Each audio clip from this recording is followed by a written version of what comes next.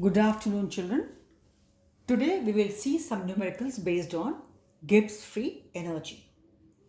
I told you change in Gibbs free energy is the sole criteria to decide whether the reaction will be spontaneous or non-spontaneous. Now, as I told you yesterday also in my video, in the last video, the delta G change, a change in delta G is the sole criteria for deciding the reaction will be spontaneous or non-spontaneous. And there we had seen if delta G comes out to be negative, reaction will be spontaneous under all conditions.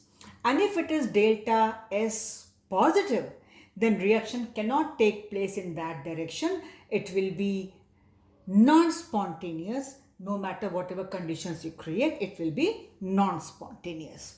So keeping in mind that, we will see. And we had also seen if delta G is 0, it will be at equilibrium. Now, for a reaction, any reaction, the value of enthalpy change is this much. So and so kilojoules per mole, and entropy changes this much joules per Kelvin per mole at 27 degrees Celsius. Predict whether the reaction is spontaneous or non-spontaneous. As I have always told you, children, the moment you read the question, always go on writing what is given. So given is enthalpy change, delta H. Make it yourself, delta H. How much? Minus 300 kilojoules. Okay. Then they are saying entropy change, delta S, 3 joules per Kelvin. 3 joules per Kelvin per mole. Right. Now, they are saying this is at 27 degrees Celsius. So, our T will be 27 plus 273, 300 K. So, delta S and T are given to us. And they want us whether the reaction is spontaneous or not to report, to answer. Now, children, so we have to find out which way. I know the only criteria for deciding the reaction to be spontaneous is delta G value. So I thought of the formula delta G is equal to delta H minus T delta S. As it is also, we could see I have got delta H, delta S and T.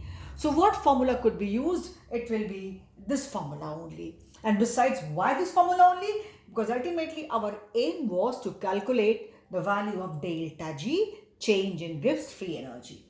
So delta G is equal to delta H minus T delta S. You wrote this. The value is given to you minus 300 kilojoule.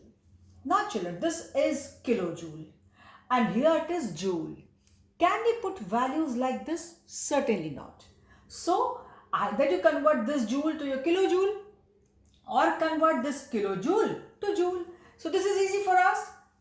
This is kilojoule multiplied by 1000 because 1 kilojoule has 1000 joules. So multiplied minus T. T is this. Delta S is this 3. So now I calculated, it came out to be minus 300,900 joules. And since it's a big value, so you can convert it into kilojoules. Minus 300.9 kilojoules. Children, accept your work. Everywhere it is must to put minus or plus in the answer. Except your W. For W, when you're calculating, you put plus and minus. But in the answer, towards end you say work done by the system is minus this much. Doesn't sound correct. So as I've always told you, if W comes out to be minus, you will say work done by the system is so and so joules.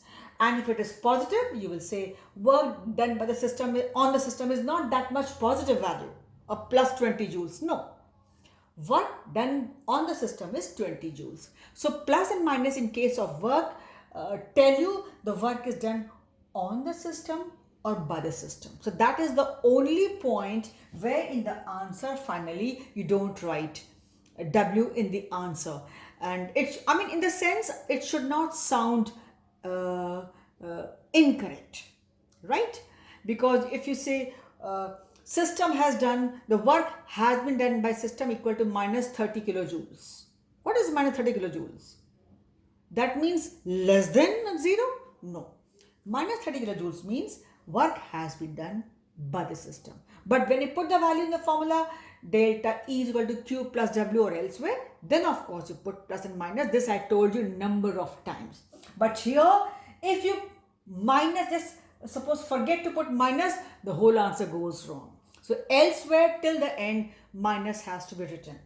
So since delta G is negative, hence the reaction will be spontaneous at this temperature.